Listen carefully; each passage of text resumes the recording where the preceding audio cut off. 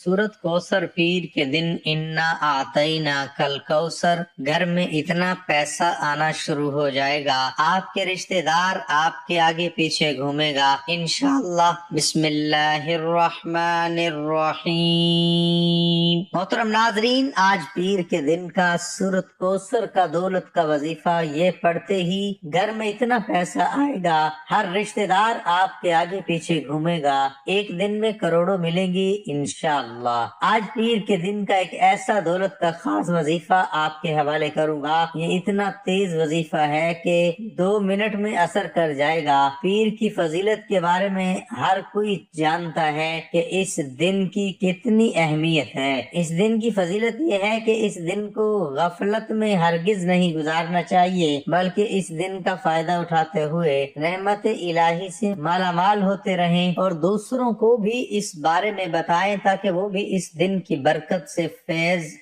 याब हो सकें। नाज़रीन इकराम, जिस बंदे की कई सालों से जेब खाली है, जो बंदा कई सालों से गुर्बत तंगदस्ती का शिकार है, जिस घर में कई सालों से रिस्क और दौलत की तंगदस्ती है, जहाँ रहमतों बरकतों की बहारें आज तक नहीं आई, वो दुनिया जहाँ के तमाम काम छोड़ के पीर के दिन दौलत का वजीफा किसी सूरत मत छोड़े। ये दौलत का एक खास वजीफा है कि पढ़ने वाला रब्बे काबा को राजी कर लेता है, और जिस बंदे से रब राजी हो जाए उस बंदे की हर परेशानी, हर मुश्किल, हर तंगदस्ती टल जाती है। आज ये वजीफा बताए गए तरीके से एक बार मेरे कहने पर करके देखें, आप तमाम वजीफों को भूल जाओगे। सिर्फ पीर के दिन पढ़ने की देर है। ये वजीफा आज तक जिस किसी को बताया, जिसने पढ़ा, रब ने बेशुमार रहमतों बरकतों से नवाजा। ये वो आयत है जिससे आपकी तमाम परेशानियां खत्म हो जाती हैं। एक सहाब मौला अली शेर खुदा मुश्किल कुशा की बारगाह में हाजिर हुए और फरमाया कि मैं तंगदस्त हूँ, घर के हालात खराब हैं। मौला अली ने फरमाया, जाओ इस्तगफार करो। एक दूसरा शख्स आया, कहा मैं बे औलाद हूँ, परेशान हूँ, नरीना औलाद दे दीजिए। मौला अली ने फरमाया, जाओ इस्तगफार करो। एक तीसरा शख्स आया, उसने कहा, मौला अली मेरे घर में परेशानी है, अपना मसला बयान किया। मौला अली ने फरमाया, जाओ इस्तगफार करो। वो तीनों शख्स चले गए। पास बैठे एक बंदे ने मौला अली शेर खुदा,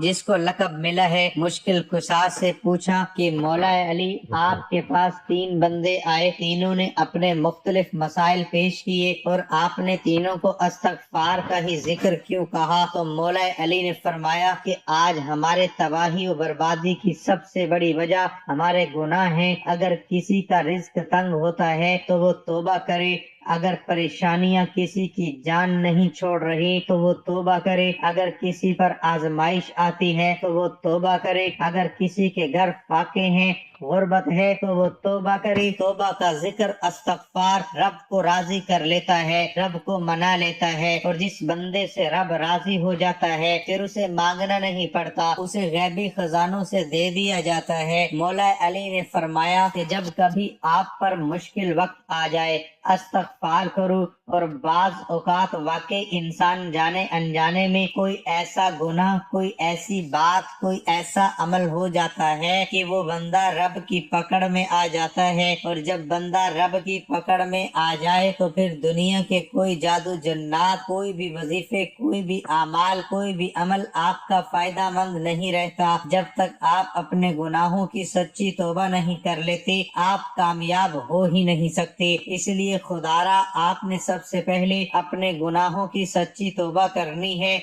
ये कामयाबी का राज आपको बता रहा हूँ। मैं लोगों के वज़ाइफ सुनता हूँ, लोग बड़े बड़े वज़ाइफ बताते हैं, बड़े बड़े दर्स देते हैं, लेकिन खुदारा हम में से, आप में से बहुत से लोग इन बातों को पहले से जानते हैं। मकसद क्या है कि कोई ऐसा अमल बता दिया जाए जो हमें वाकई कामयाब कर दे। तो इस्तगफार एक ऐसा अमल है जो हमें गुनाहों से छुटकारा دوبارہ دلا سکتا ہے۔ ناظرین اکرام، ہمارے گناہ ہی ہیں جس کی وجہ سے ہماری تباہی و بربادی بڑھتی جا رہی ہے اور ختم ہونے کا نام نہیں لے رہی۔ آپ اس تباہی و بربادی سے بچنا چاہتے ہیں تو استغفار کی کثرت کریں۔ استغفار کے لغوی معنی مغفرت طلب کرنا ہے، اور مغفرت گناہ کے شر سے بچنے کو کہتے ہیں۔ دین اسلام میں استغفار کی بڑی اہمیت ہے، اور قرآن کریم میں بہت ساری آیات موجود ہیں جو مغفرت و استغفار کے بارے میں بتاتی ہیں۔ کچھ آیات اس کے بارے میں حکم دیتی ہیں، کچھ اس کی طلب کے بارے میں ہیں، اور کچھ اس کی تعریف بیان کرتی ہیں۔ سورۃ النساء میں اللہ رب العزت نے نبی محترم محمد کو حکم دیا اور فرمایا،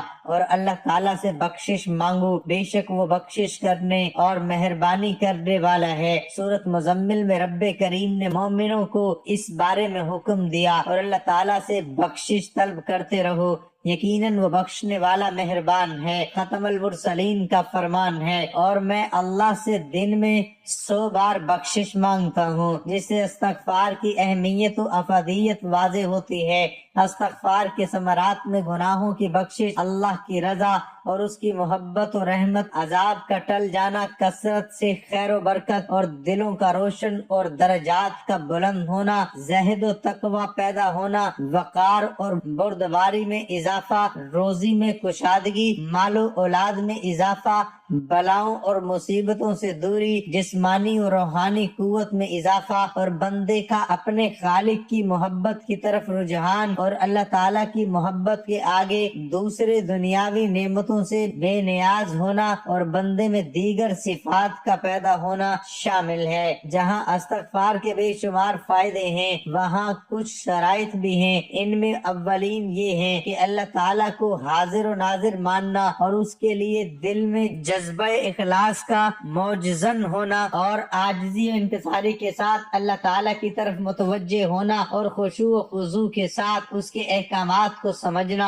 اور ان پر عمل کرنا۔ جبکہ استغفار کے آداب میں طہارت جسمانی اور روحانی کا ہونا بھی ضروری ہے۔ استغفار کے اوقات، وقت سحر کے علاوہ پچھلی رات کو اللہ سے بخشش مانگنا۔ رسول اکرم کا فرمان ہے کہ رب کائنات رب کے آخری تہائی حصے میں ہر رات دنیا سے قریب والے آسمان پر نازل ہوتا ہے اور کہتا ہے کہ کون ہے جو مجھے پکارے اور دعائے استغفار کرے، میں اس کی دعا قبول کروں، اور کون ہے جو مجھ سے سوال کرے اور میں اسے عطا کروں، کون ہے جو مجھ سے مغفرت طلب کرے اور میں اسے بخش دوں۔ اور آج کا خاص وظیفہ لازمی کیجیے گا۔ ناظرین، آپ بے روزگار ہیں، آپ بے اولاد ہیں، آپ قرض دار ہیں، آپ کا کاروبار نہیں چل رہا، آپ کے گھر میں مسائل ہیں، آپ کی جتنی بھی پریشانیاں، جتنے مسائل، جتنی رکاوٹیں، جتنی بندشیں ہیں، یہ سب ختم ہو جائیں گے جب ہم اللہ تعالیٰ کا شکر ادا کریں گے۔ تو وہ ہمیں غیب سے اتنا خزانہ عطا کرے گا کہ آپ خود حیران رہ جائیں گے، آپ کو سمجھ بھی نہیں آئے گی یہ دولت اور رزق کہاں کہاں سے آ رہا ہے۔ وقت کی نزاکت کو مد نظر رکھتے ہوئے آئیے آج کے وظیفے کی طرف چلتے ہیں۔ پیر کے دن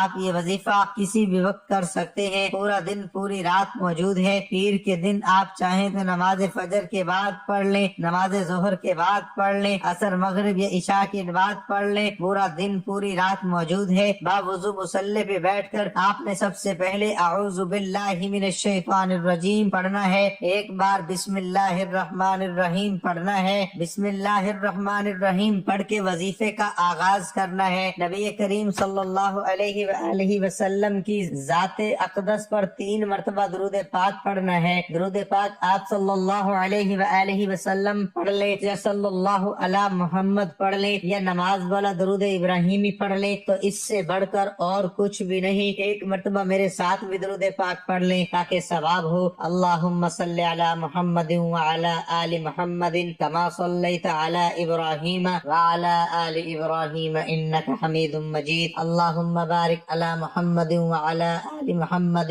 كما باركت على إبراهيم وعلى آل إبراهيم إنك حميد مجيد۔ آپ نے درود پاک پڑھتے ہی سب سے پہلے عاجزی کے ساتھ اپنے مقصد کی نیت کرنی ہے۔ مقصد جتنا بڑا ہو یہ نہ دیکھنا کہ یہ ناممکن ہے، دیکھو کہ مانگ کس ذات سے رہے ہو جو عرش الہی کا رب ہے، خزانوں کا مالک ہے۔ آپ اس رب سے مانگ رہے ہو جس کے قبضہ قدرت میں دونوں جہان کی بادشاہت ہے، اور وہی آپ کو عطا کرے گا۔ بے شک وہ ہر چیز پہ قادر ہے اور وہ بہت غفور الرحیم ہے اور بے نیاز ہے۔ آپ انشاءاللہ جو مانگیں گے آپ کو مل جائے گا۔ اپنے مقصد کی نیت کیجئے۔ اگر گاڑی دولت شہرت جو بھی چاہیے وہ مانگ لیں، آپ کو اپنے مقصد کی نیت کرنے کے بعد وہیں بیٹھے آنکھوں کو بند کرنا ہے، پوری توجہ اور دھیان سے وظیفہ پڑھنا شروع کیجئے۔ یہی کامیابی کا راز ہے۔ یہی جس طرح ایک مکان ایک بلڈنگ بنائی جاتی ہے تو اس کی بنیاد رکھی جاتی ہے، دیواریں مضبوط کی جاتی ہیں، اسی طرح کسی بھی کامیابی کا راز شروع ہوتا ہے درود پاک پڑھ کر۔ جو بھی دعا اور جو بھی وظیفہ کیا جاتا ہے تو وہ ضرور قبول ہوتا ہے۔ جو بندہ درود پاک پڑھتا ہے تو وہ اللہ تعالیٰ کو راضی کرتا ہے، کیونکہ اللہ تعالیٰ اس عبادت سے بہت زیادہ خوش ہوتا ہے۔ اس لیے کہا جاتا ہے کہ تمام عبادات میں سے سب سے زیادہ افضل درود پاک پڑھنا ہے، جس کی قبولیت کا کوئی شک نہیں، کیونکہ رب کی رضا اس میں ہے کہ جب بندہ اپنے کبیرہ صغیرہ گناہوں کو بخشوا لیتا ہے تو رب راضی ہو جاتا ہے۔ اسی طرح آپ نے درود پاک پڑھ کر یہ وظیفہ شروع کرنا ہے۔ یہ وظیفہ آپ اپنے ہاتھ کی انگلیوں پر گن کے پڑھ سکتے ہیں۔ اگر ہاتھ کی انگلیوں پر گن کر نہیں پڑھ سکتے تو تسبیح کا استعمال کر لیں، لیکن تعداد میں کمی پیشی نہیں ہونی چاہیے۔ اگر کمی پیشی ہوگی تو اس کے ذمہ دار آپ ہوں گے۔ آپ نے ہاتھ کی انگلیوں پر 100 بار الحمدللہ پڑھنا ہے، کمی پیشی نہیں کرنی۔ بعض اوقات بندہ ایک دام یا زیادہ پڑھ جاتا ہے، لیکن آپ نے 100 دانوں کی تسبیح کرنی ہے، 100 بار پڑھنا ہے، اور جب آپ کی زبان سے نکل رہا ہو الحمدللہ،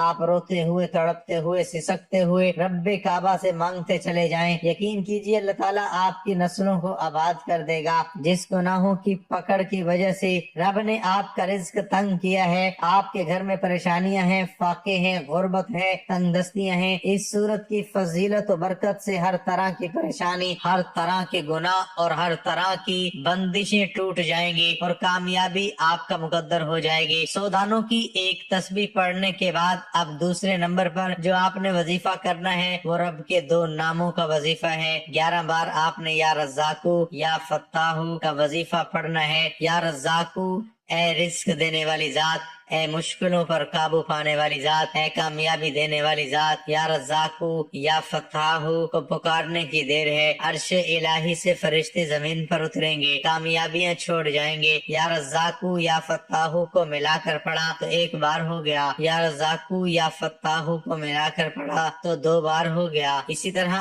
آپ نے یہ وظیفہ 11 بار پڑھنا ہے۔ وظائف ہر کوئی بناتا ہے لیکن کامیاب ہونے کا طریقہ کوئی نہیں بتاتا۔ کامیابی کا راز ہر کوئی چھپا لیتا ہے۔ ہم تو چاہتے ہیں کہ لوگوں کی آسانیاں ہوں، لوگوں کی دعائیں قبول ہوں، لوگوں کی پریشانیاں ختم ہوں۔ غور سے سنیے گا، نبی کریم صلی اللہ علیہ وآلہ وسلم پر درود پاک پڑھنے کے بعد پہلے نمبر پر وظیفہ آپ کی اسکرین پر نظر آ رہا ہے، الحمدللہ کو 100 بار پڑھنا ہے۔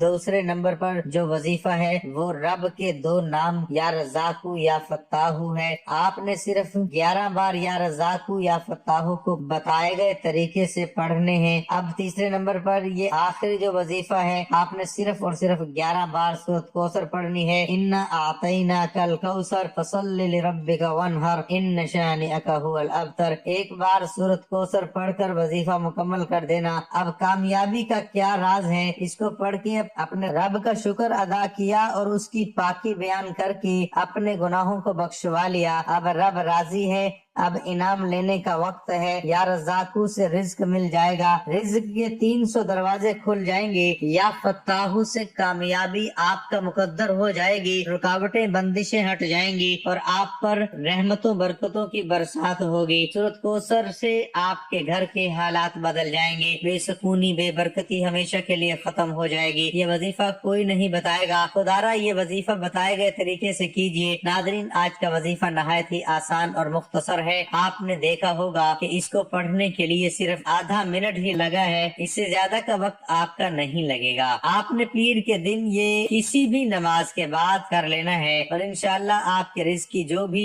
پریشانی ہے وہ ختم ہو جائے گی. ناظرین گزارش ہے کہ اللہ تعالیٰ کے 99 ناموں میں سے کوئی ایک نام کمنٹ میں لکھ کر ضرور شیئر کریں. اللہ ہم سب کا حامی و ناصر ہو.